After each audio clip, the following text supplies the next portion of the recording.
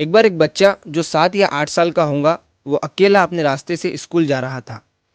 अब स्कूल के रास्ते में उसे एक छोटा सा पपी दिखा, जिसके पैर में से खून निकल रहा था। लड़का उस पपी के पास गया और अपनी पानी की बोतल से उस पपी के पैर का खून साफ करने लगा। लड़के ने आसपास देखा, वहां उसे कोई नहीं दिखा। उसे लगा कि ये पपी किसी का होगा जो खो गया है। तो बच्चे ने पपी को अपने साथ अपने घर लेकर आया और वो उसे पालने लगा। वो लड़का बहुत ही गरीब था और वो अपनी माँ के साथ रहता था, क्योंकि उसके पिता नहीं थे।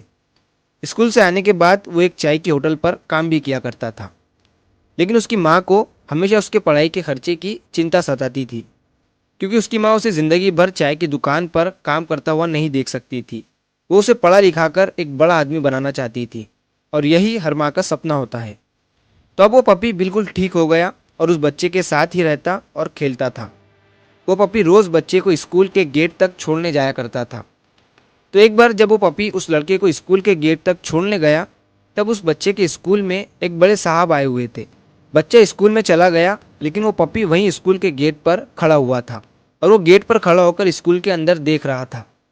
तभी जो बड़े साहब स्कूल में आए हुए थे, जैसी उनकी नज़र इस पपी पर पड़ी, तो दौड़ते हुए उस पपी के पास गए और उसे गोद में उठा लिया। सारे लोग उन बड़े साहब को देख रहे थे। तभी वो बच्चा भी वहाँ पर आ गया। तो वो पपी उन बड़े साहब की गोद से कूद कर उस लड़के के पास चला गया।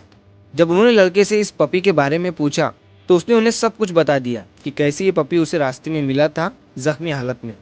तब उस लड़के को पता चलता है कि वो पपी उन बड़े साहब के बेटे का था, जो खो गया था। और इस पपी के खो जाने की वजह से उन बड़े साहब का लड़का बहुत ही अकेला महसूस कर रहा था और वो खाना भी नहीं खा पा रहा था। बड़े साहब ने उस लड़के की तरफ देखा, उसे शुक्रिया कहा और उसके साथ उसके घर पर गए। जब उन्होंने उसके घर की हालत देखी, तो उन्होंने उस बच्चे की पढ़ाई का पूरा खर्चा उठाने का जिम्मा ले लिया। अब दोस्तों, ये कहानी एक छोटी सी मदद से शुरू हुई थी, जिसने लड़के की पूरी जिंदगी को ही बदल दिया। आज के टाइम में हमें इस कहानी से सीख लेनी चाहिए, क्योंकि नफरत भरे इस दौर में मदद करने वाले बहुत ही कम हो गए हैं। चाहे जानवर हो या इंसान, चाहे हिंदू हो या मुसलमान, मदद आप जिसकी भी करोगे, आपको दिल से खुशी महसूस होगी और आपको ज़िंदगी में ही आपके अच्छे काम का परिणाम यही मिल जाएगा।